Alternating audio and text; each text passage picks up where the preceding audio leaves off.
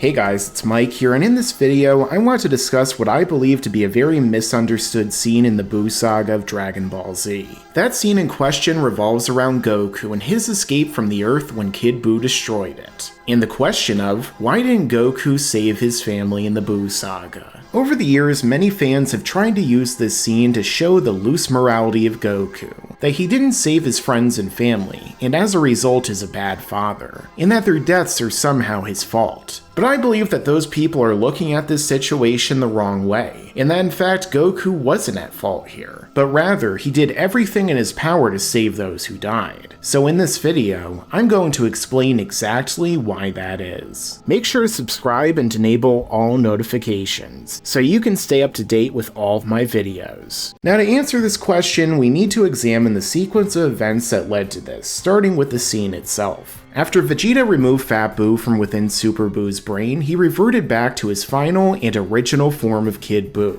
the pure evil and most destructive incarnation of Buu yet. Now Kid Buu had zero chill, so instead of fighting Goku and Vegeta like most villains do, he just said screw it and decided to blow up the planet. The first blast was small and stopped by Vegeta, but the second one was massive, similar to one of Frieza's death balls in size, only pink, because what says fear of planetary death like the color pink? According to Goku, he was unable to stop this blast, a statement I find somewhat questionable considering that he could become a Super Saiyan 3. But nonetheless, after pleading with the childlike destroyer, Kid Buu responded by throwing the blast right at them. This is when Goku and Vegeta raced off to safety in an attempt to escape the explosion, and that's also when the idea of saving their families came into play. However, Goku had a problem. On his way to the unconscious fighters who had just been freed from Buu, he was attempting to use his instant transmission, but he was having trouble concentrating, likely due to the incredible intensity and haste of the situation. He quickly determined that he would only have enough time to teleport once, which was a problem for them as time was running out and they were still far away from their families. That is when Goku saw Mr. Satan and Didnt standing alongside their flight path, about to be obliterated. Now many people have an issue with Goku choosing to save them here. After all, they're not exactly his family and time is short, but it's honestly not within Goku's character just to leave them to their fates, not when he actually has a chance to save them. So Goku made a split-second choice here and decided to pick them up. Let's also not forget that Didnt was the guardian of the Earth who recreated the Dragon Balls, so it's possible that this subconsciously clicked in Goku's mind during this decision, thinking it may have been a way to fix things, although he forgot that the balls would be vaporized along with the Earth. That's even more inert than before, right Piccolo? The balls are inert.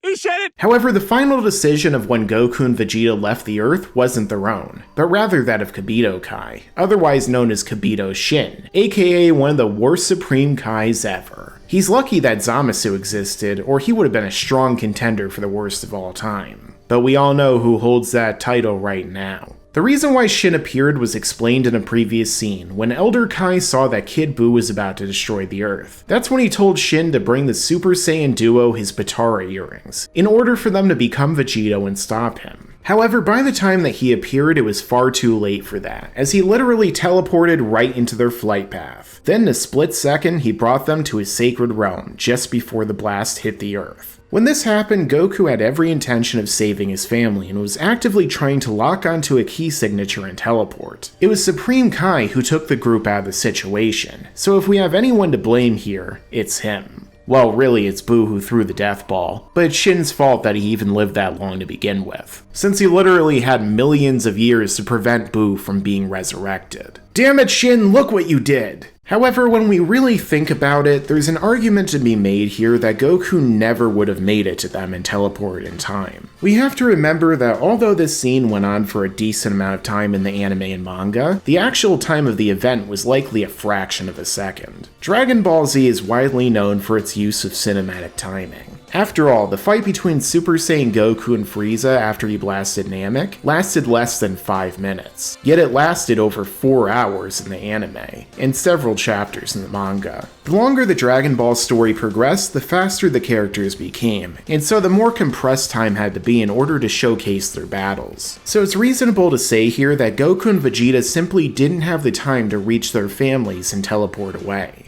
We saw a similar situation play out near the end of the Cell games, when Goku teleported Cell to King Kai's world and only had enough time for a brief exchange with his master before Cell exploded and took them with him. Well, at least until he came back even more perfect than ever. Back then, Goku only had seconds left, which Cell was conveniently counting down. But in this situation, he had even less time and couldn't just teleport the blast away. Now you may be saying that the Shunkan Ito or instant transmission is a technique that instantly teleports the user, and that's true. However, it still requires time for the user to concentrate, lock onto a key signature of a specific person, and finally activate the ability. This is the biggest weakness of the technique and one that makes it inferior to the Supreme Kai's version of instantaneous movement, which is why Kibito Kai was able to get in and out when Goku couldn't. It still would have been far better had he teleported to Gohan and friends first and then met Goku there, but Supreme Kais aren't exactly known for their staggering intelligence. So as for the in-universe explanation, I think the evidence shows that Goku and Vegeta simply didn't have enough time to reach their families, as well as grab them, lock onto a person, and teleport away. Even if there was a chance of this happening, the Supreme Kai removed them from the equation before it could. But that's only the in-universe rationale. As for the out-of-universe perspective, that's a different story. Based upon how the story played out, I think that Akira Toriyama wanted to establish Kid Buu as the ultimate threat by destroying the Earth, while simultaneously removing Gohan and Gotenks from the climax, so that Goku could fight Kid Buu.